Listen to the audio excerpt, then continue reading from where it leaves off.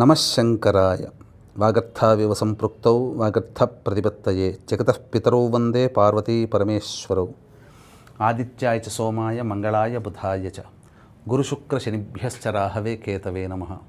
శృంగేరి జగద్గురు పీఠాధిపతులకి కంచి పీఠాధిపతులకి నమస్కారములు తెలియచేసుకుంటూ కార్యక్రమాన్ని ప్రారంభిద్దాం. 11వ తారీఖు ఆగస్టు నెలలో ఒక అద్భుతమైన రోజు ఉందండి. అదే కృష్ణపక్షంలో వచ్చే చతుర్దశి తిథి మరియు మంగళవారము. వీటిని కృష్ణ అంగారక చతుర్దశి అని అంటారు. కృష్ణ అంగారక చతుర్థి వేరు, కృష్ణ అంగారక చతుర్దశి వేరు. ఇది అలభ్య పుణ్యతిథి అని అంటారు. అంటే దీపావళి ముందు వచ్చే ఆశ్వీజ కృష్ణ చతుర్దశి ఎంత ప్రభావవంతమైనదో అంతే సమానమైనటువంటిది ఈ యొక్క ఆగస్టు 11వ తారీఖు రోజున ఏర్పడే కృష్ణ అంగారక చతుర్దశి తిథి. ఈ రోజున ఎవరైతే కుజదోషముతో బాధపడుతున్నారో, వివాహమై సంతానము మిస్క్యారీ అవుతుందని బాధపడుతున్నారో, వివాహం కాక ఇబ్బంది పడుతున్నారో, కాలసర్పదోషంలో జన్మించినటువంటి వారు సమస్యలతో ఇబ్బంది పడుతున్నారో, ఇటువంటి వాళ్ళకి ముఖ్యంగా రుణగ్రస్తులైనటువంటి వాళ్ళు, మీరు ఇచ్చిన డబ్బు తిరిగి పొందలేనటువంటి వాళ్ళు, తిరిగి రాని బాకీలుగా ఉంటాయి కదా, అలాగే ఆర్థికాభివృద్ధి, కుజదోష నివారణకై, ముఖ్యంగా కోర్టు లాంటి జటిలమైన సమస్యల నివారణకి ఈ రోజున చెప్పుకోబోయేటువంటి ఒక చిన్న పరిహారము, అతి చిన్న పరిహారము మనస్ఫూర్తిగా భక్తితో శ్రద్ధతో చేయండి. శ్రావణ మాసం లోపల మీ యొక్క కోరిక నెరవేరడానికి దైవం ఒక మార్గం చూపించబోతుంది. ఆలస్యం చేయకుండా క్లుప్తంగా వివరాలు తెలియజేస్తాను.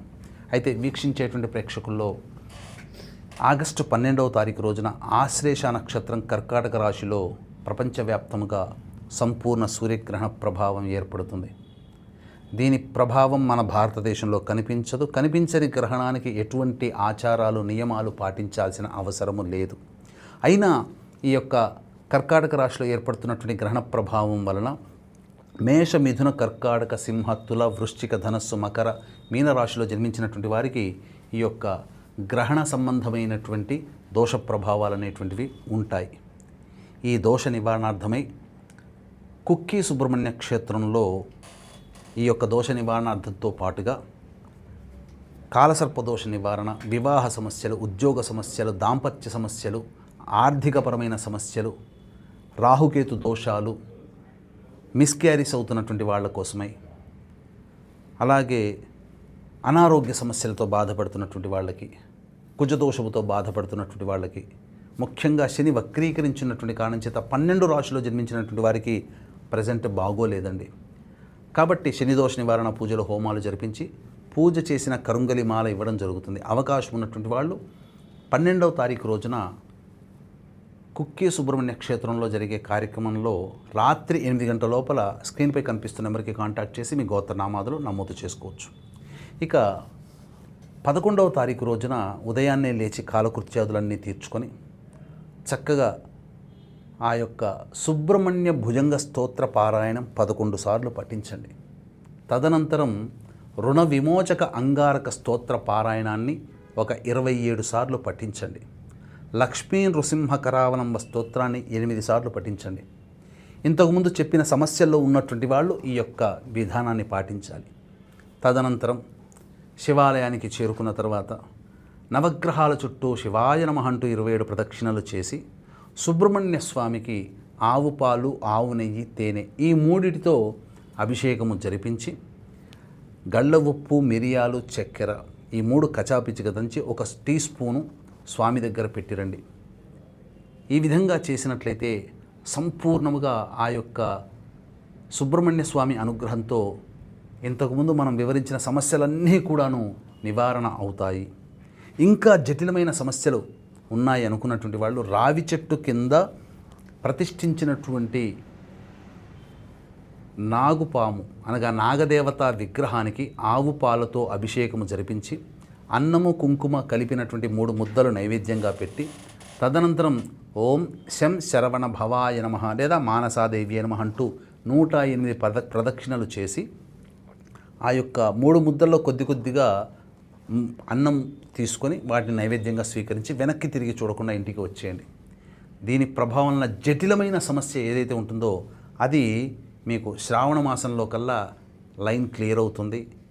ఇక్కడ షడ్భాగంతు మనుష్యానాం సప్తభాగం దైవచింతనం.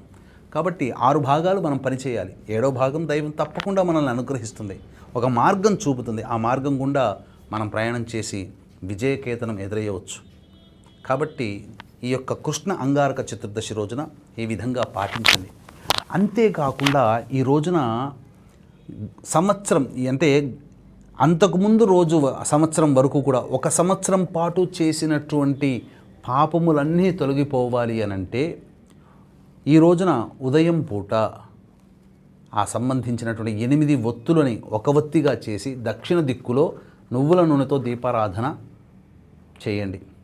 యముని యొక్క ప్రీతి కోసమై ఈ రోజున యమ తర్పణాలు అనేటువంటివి చేయాలి. యమాయ నమః తర్పయామి, యమాయ నమః తర్పయామి, యమాయ నమః తర్పయామి, వైవస్వతాయ నమః తర్పయామి, వైవస్వతాయ నమః తర్పయామి, అంతకాయ నమః తర్పయామి, అంతకాయ నమః తర్పయామి. ఇలా ఆ యొక్క యముడికి సంబంధించినటువంటి 14 నామాలు ఉంటాయి. ఆ నామాలు మీరు తర్పణం వదలండి.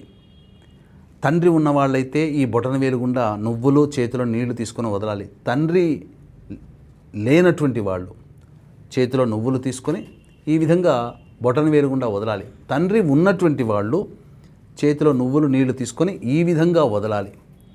ఈ విధంగా చేసినట్లయితే తర్పణం అనేటువంటిది కరెక్ట్ పద్ధతి. ఇక సాయంకాలం పూట గోధుమ పిండితో చేసినటువంటి 13 దీపపు కుందుల్లాగా తయారు చేసి ఆవు నేతితో దీపారాధన దక్షిణ దిక్కులో గనక చేసినట్లయితే యముడి యొక్క అనుగ్రహం కలిగి ఏ ఇంట్లోనైతే ఈ విధంగా దీపారాధన చేస్తారో, యముడికి తర్పణం చేస్తారో ఆ ఇంట్లో మళ్ళీ తిరిగి వచ్చేటువంటి సంవత్సరం వరకు కూడా యమబాధలు ఉండవు, అంటే ఆకస్మిక దుర్మరణాలు కలగవు అని మనకు పురాణంలో చెప్పబడి ఉంది. చక్కటి అవకాశాన్ని అందరూ వినియోగించుకోవాలనే కోరికతో ఈ చక్కటి సందేశాన్ని తెలియచేయడం జరుగుతుంది. అందరూ తప్పకుండా పాటించండి. అలాగే 12వ తారీఖు రోజున గ్రహణం లేకపోయినప్పటికీ ఈ చెప్పినటువంటి రాశుల్లో ప్రధానంగా మేష, మిథున, కర్కాటక, సింహ, తుల, వృశ్చిక, ధనస్సు, మకర, మీన రాశిలో జన్మించినటువంటి వారికి ఈ యొక్క దోష ప్రభావం కాబట్టి ఆగస్టు 12వ తారీఖు రోజున కుక్కీ సుబ్రహ్మణ్య క్షేత్రంలో జరిగే సర్వదోష నివారణ, గ్రహణ దోష నివారణ పూజల హోమాల్లో రాత్రి 8 గంటల లోపల స్క్రీన్పై కనిపిస్తున్న నెంబర్కి కాంటాక్ట్ చేసి గోత్రనామాదులు నమోదు చేసుకోవచ్చు. ఆనందంగా ఉంటారు. మీకందరికీ మీ యొక్క సంకల్పం నెరవేరాలని మనస్ఫూర్తిగా ఆకాంక్షిస్తూ సర్వం శ్రీ ఉమామహేశ్వర పర బ్రహ్మార్పణమస్తు.